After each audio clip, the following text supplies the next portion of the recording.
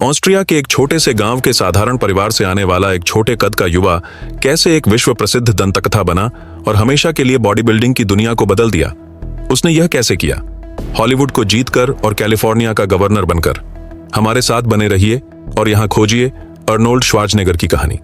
कल्पना कीजिए कि आप एक छोटे से गांव में बड़े सपनों के साथ बड़े हो रहे हैं और पूरी दुनिया में प्रसिद्ध हो जाते हैं।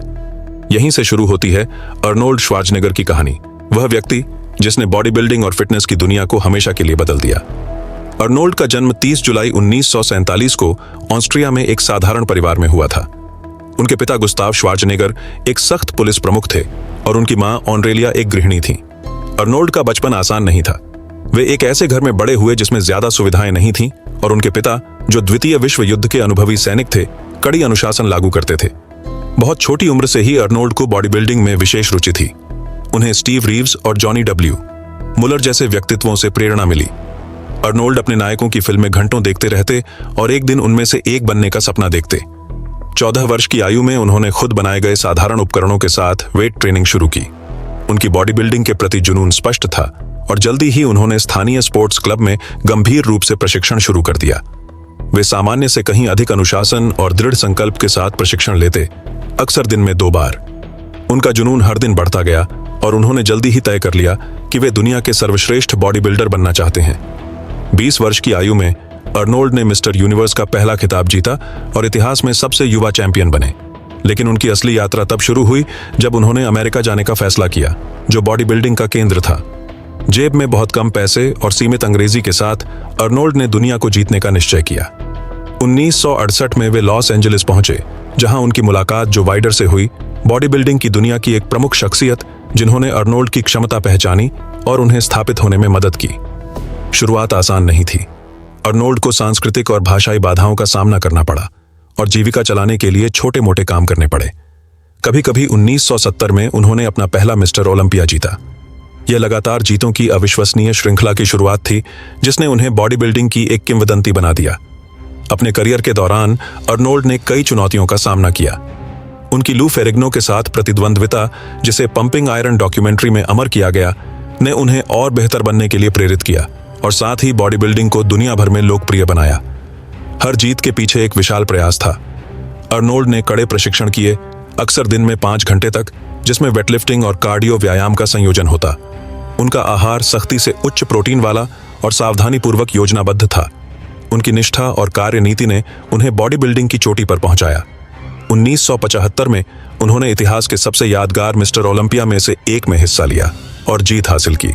इसके बाद उन्होंने प्रतिस्पर्धी बॉडी बिल्डिंग से संन्यास लेने और नई सीमाओं को तलाशने का निर्णय लिया।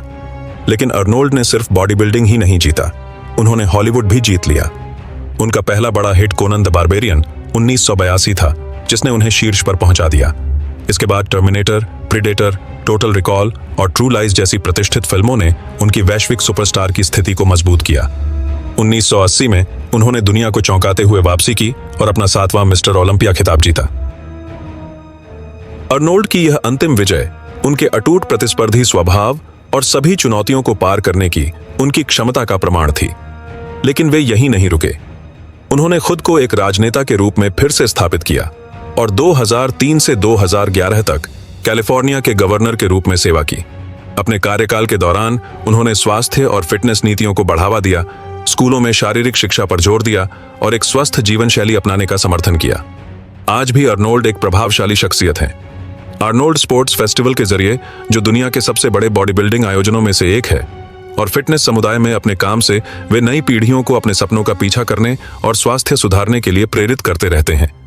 अर्नोल्ड ने बॉडी बिल्डिंग और फिटनेस पर कई किताबें भी लिखीं, जिनमें उन्होंने अपने ज्ञान और अनुभव को दुनिया भर के लाखों अनुयायियों के साथ साझा किया। अर्नोल्ड श्वार्ज़नेगर की कहानी सचमुच एक नायक की यात्रा है, एक छोटे से गांव से निकलकर वैश्विक ख्याति तक पहुंचना। उनकी जिंदगी इस बात का प्रमाण है कि दृढ़ निश्चय और कड़ी मेहनत से सपनों को हकीकत बनाया जा सकता है। अर्नोल्ड बॉडी बिल्डिंग की दुनिया में सबसे प्रभावशाली व्यक्तियों में से एक हैं। चाहे आपकी राय जो भी हो, उनका विरासत आज भी लाखों लोगों को प्रेरित करता है। आप इस कहानी के बारे में क्या सोचते हैं? क्या आप अर्नोल्ड के जीवन पर एक और गहराई से और विस्तार से बना वीडियो देखना चाहेंगे? हमें टिप्पणियों में बताइए। अर्नोल्ड श्वार्ज़नेगर की कहानी उस इंसान की है जिसने अपने सपनों को अटूट दृढ़ संकल्प और अथक परिश्रम से वास्तविकता में बदला। ऑस्ट्रिया के एक छोटे गांव में जन्मे वे शोहरत के लिए नहीं बने थे, लेकिन उन्होंने अपने साधारण शुरुआती हालात को पार करते हुए बॉडी बिल्डिंग, सिनेमा और यहां तक कि राजनीति में एक वैश्विक किंवदंती का दर्जा हासिल किया। उनका करियर हमें सिखाता है कि आप कहीं से भी आए हों, यदि आपके पास धैर्य, अनुशासन और एक स्पष्ट दृष्टि है तो आप बाधाओं को पार कर सकते हैं और वे सपने पूरे कर सकते हैं जो कभी असंभव लगते हैं। अर्नोल्ड की सफलता केवल मांसपेशियों या हिट फिल्मों का मामला नहीं है, बल्कि उनके प्रतिस्पर्धी स्वभाव और प्रिय कारणों के प्रति उनकी सच्ची प्रतिबद्धता का भी परिणाम है। कठिन शुरुआती जीवन से लेकर सिनेमा की दुनिया में उनकी ऊंचाई तक उन्होंने कभी अपने मूल्यों और लक्ष्यों को नहीं खोया, और इसी कारण वे आज भी दुनिया भर में लाखों लोगों के लिए प्रेरणा का स्रोत बने हुए हैं। निष्कर्ष, अर्नोल्ड श्वार्ज़नेगर की कहानी सचमुच जीवन का एक सबक है। यह हमें याद दिलाती है कि सपने रातों रात पूरे नहीं होते और हर असफलता दोबारा उठ खड़े होने का अवसर हो सकती है। उनका सशक्त करियर यह दिखाता है कि जुनून और सब कुछ करने की चाह से परिस्थितियां चाहे जैसी भी हों, सब कुछ संभव है। अर्नोल्ड ने साबित किया कि केवल अपने करियर से ही नहीं बल्कि समाज पर सकारात्मक प्रभाव डालकर भी दुनिया को बदला जा सकता है। उनकी जिंदगी उन लोगों के लिए प्रेरणा का स्रोत है जो कुछ बड़ा हासिल करना चाहते हैं। अपने प्रयासों में लगातार जुटे रहना और कभी उम्मीद न खोना। आशा है कि आपको यह कहानी पसंद आई होगी। यहाँ एक और वीडियो है जो आपको रुचिकर लग सकता है। यदि आप इच्छुक हैं तो नीचे अपनी टिप्पणियां साझा करें और हमें बताइए कि अर्नोल्ड की कहानी का कौन सा हिस्सा आपको सबसे अधिक प्रेरित करता है।